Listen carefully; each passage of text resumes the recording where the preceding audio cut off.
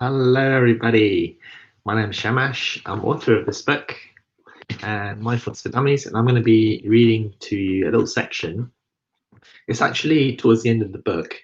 It's the specific chapter is called 10 Ways Mindfulness Can Really Help You, but I'm going to kind of boil it down to the 10 core benefits of mindfulness practice or mindfulness meditation. And let's go straight in with the first one, which is training the brain.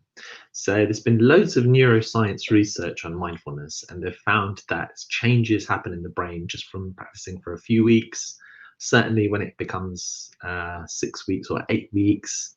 And they've also found that the longer you practice, the more number of days, weeks, months, and even years that you practice, the more those changes and often positive changes take place in the brain. For example, one of them is they looked at the activity at the front part of the brain, the prefrontal cortex.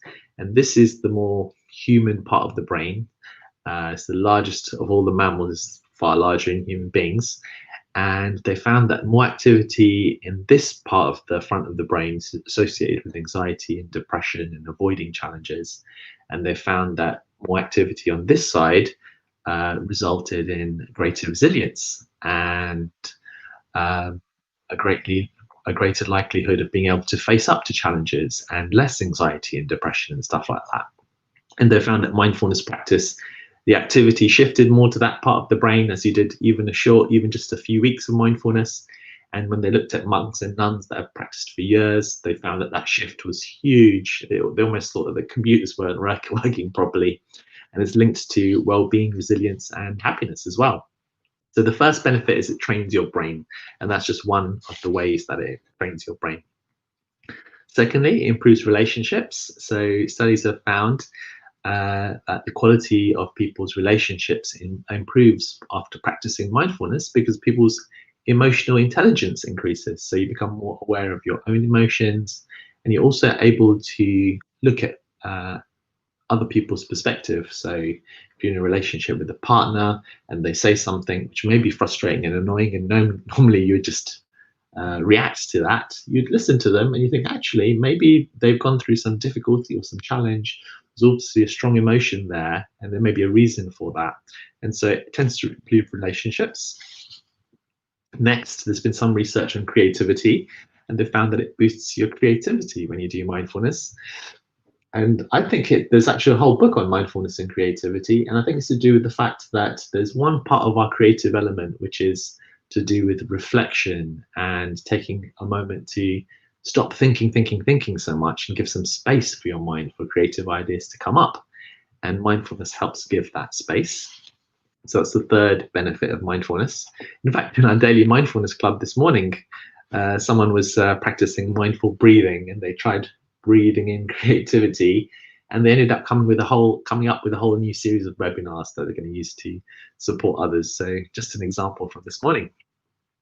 Next, it's been found to help manage depression and reduce relapse of depression, perhaps more effectively than even talking therapy and drugs. There's been some serious randomized controlled studies in multiple countries, and now it's offered on the National Health Service here in the UK and in other countries to help manage depression, which is the number one cause of disability on the whole planet.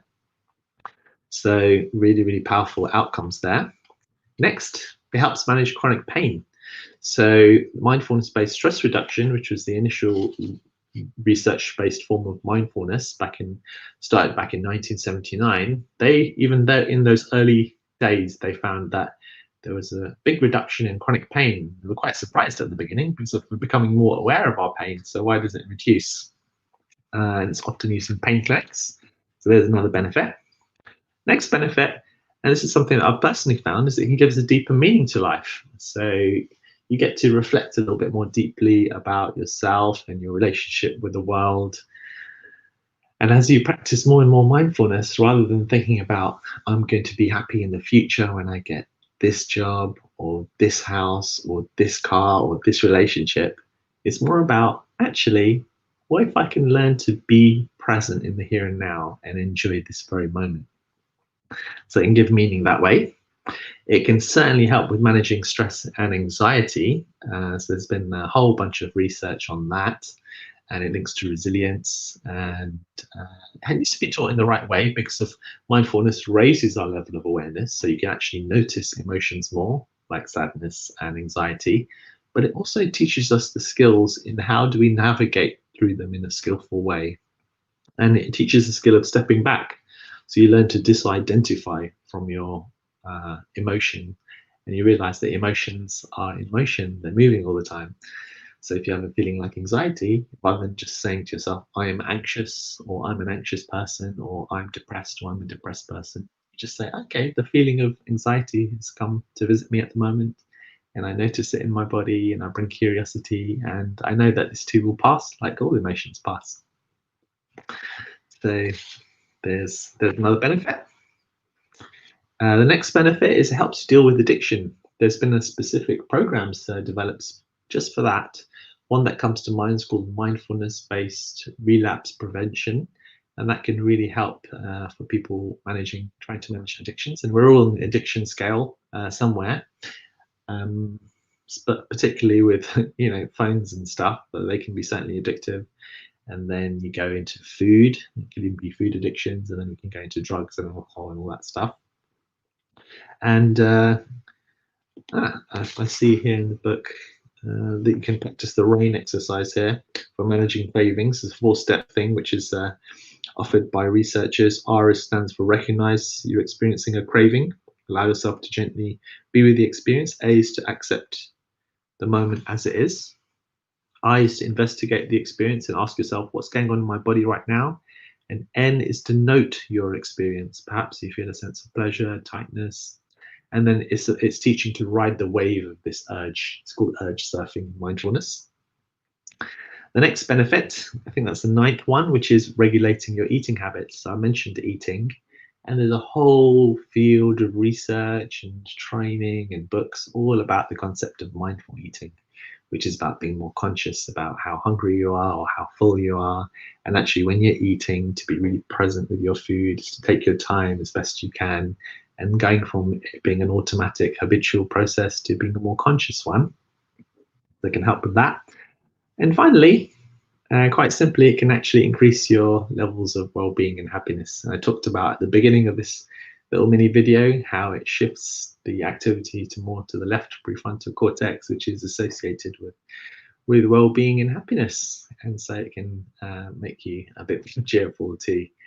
And they say we have a certain set point of happiness genetically, but mindfulness has been found to help shift that. And I think what we'll be researching mindfulness in positive psychology. So they're the 10 benefits of mindfulness. So if someone says mindfulness, what's the point? It's a complete waste of time. Actually, no. When you do these practices, when you maybe just sitting for 5 or 10 minutes or even 1 minute, or just doing your activities every day in a mindful way, you're changing your body, you're changing your brain in a way that's going to be beneficial for you. So, I'm not into forcing people to do long practices. Just do whatever practice works for you. If you want to do 10 minutes a day or 5 minutes a day, that's fine. If you do want to do just one mindful breath a day, go for that. And maybe you don't want to do meditation at all. You just want to be a little bit more present in your everyday activities. Just pick one activity and just be a bit more conscious, a bit more present. Or one nice trick is just to do one activity in your day a bit more slowly. Or the simplest thing you could do is have a tea or coffee, like I had this morning, and just really take your time and really taste it and allow yourself to enjoy the pleasure of that. So, they're the 10 minutes of mindfulness. Thanks a lot for watching. And if you're not on our newsletter, then check out shamashaldine.com and hop on our newsletter, and you get more free stuff every week and free tips and stuff like that. All right, thanks a lot for watching. Bye for now.